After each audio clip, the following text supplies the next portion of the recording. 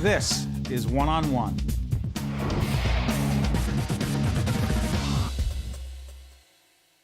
Lisa Walker is the managing director of the Newman's Own Foundation, an organization that makes a huge difference with a lot of organizations. Full disclosure, also with public television, you have a big commitment to public television. Describe it.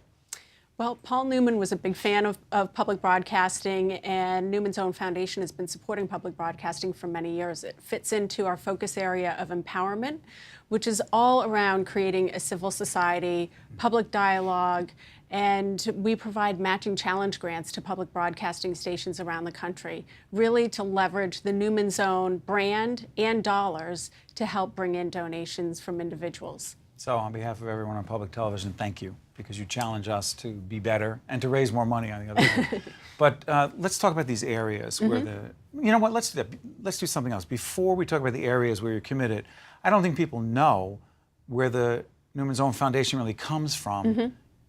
Start talking about it, because I'm like, wait a minute, they're giving 100% of their profits away? Go ahead. 100% of the profits. And it started 30 years ago. Last year was our 30th anniversary.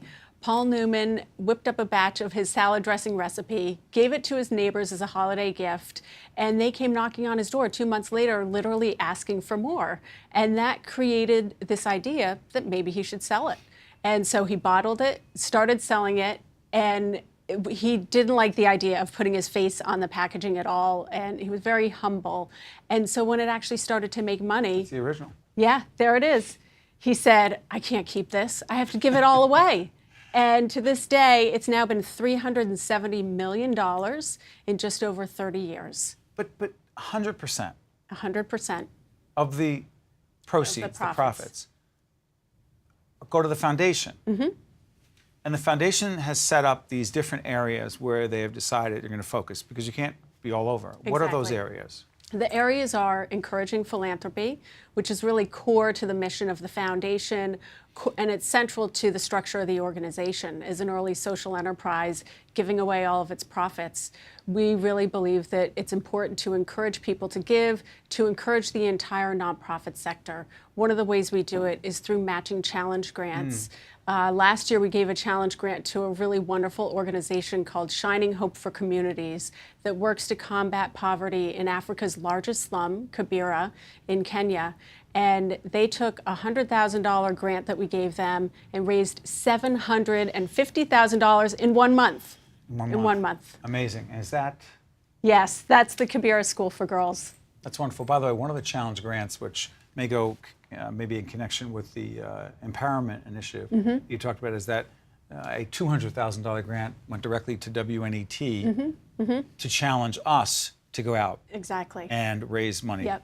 Fair to say? Yep. Again, challenging organizations. By the way, is that to kickstart an organization, to get them to go out there and to get others to give? Exactly. That's the idea. I mean, and we get these incredible quotes back from stations who say that they have donors who gave because they heard the Newman's Own name and that motivated them to give. There are 1 or 2 stations where we make challenge grants on a more regular basis, and there are people who wait until the Newman's Own Challenge comes up. Let them go that's first. When they give their grant. Let them go first. Right? Another area that you focus on. Nutrition. Nutrition. Yep. $5 million dedicated to nutrition, but be more specific. Well, nutrition, because Newman's Own has been feeding people now for more than 30 years, and we've been making grants in that area for almost as long. And we really focus on increasing access to nutritious food and increasing nutrition education in underserved communities. One example is Wholesome Wave, which is based in Bridgeport, Connecticut, but works all over the country. They started a model program called the Double Value Coupon Program, which brings farmers markets. What are we looking at right there? Yep, there it is. That's how good our producers are. You say it, and there it is. And is that what it is? They bring farmers markets into food deserts. And food deserts are communities that do not have access to vegetables, that fresh food.